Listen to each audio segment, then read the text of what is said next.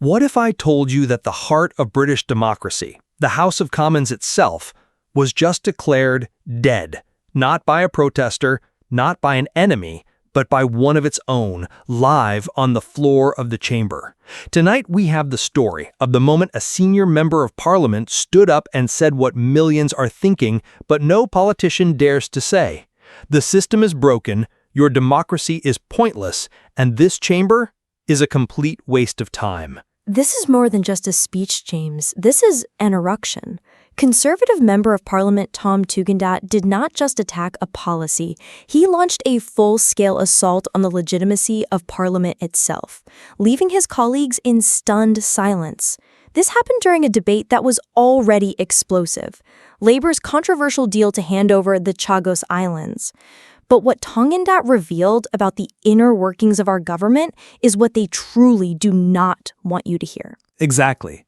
It began with Tugendhat expressing utter contempt for the quality of the debate he was witnessing. He accused the government side of not even thinking for themselves, describing their arguments as nothing more than, and I quote, ChatGPT-generated press releases.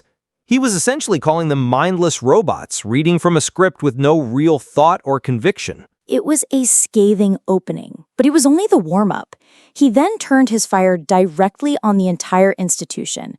He looked around the historic green benches, the symbol of our nation's governance for centuries, and delivered the bombshell that has sent shockwaves through Westminster. He said, "This building, this chamber is a waste of time, a complete waste of time." You could have heard a pin drop. This was not a backbencher on the fringes. This is a respected former contender for the leadership of his party. And he explained exactly why it is a waste of time. This is the part that should make everyone's blood run cold. He accused the government, and Parliament by extension, of listening to the arguments of Mauritius, of China, of India, and the United States, but flatly refusing to listen to the arguments of Britain. He said they are not willing to stand up for the interests of the British people. It is a direct accusation of betrayal at the highest level. It is. And he did not stop there. He accused the government of utter cowardice.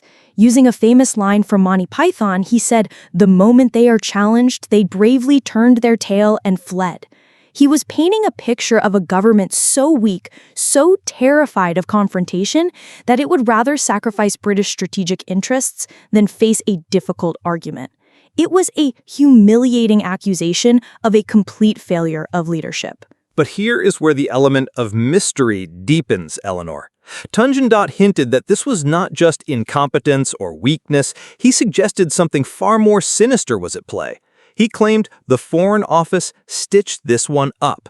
That implies this entire deal was cooked up behind closed doors by unelected civil servants, and that Parliament is just a rubber stamp for a decision that was already made? Is our democracy just theater to make us think we have a say? That is the terrifying question at the heart of his speech.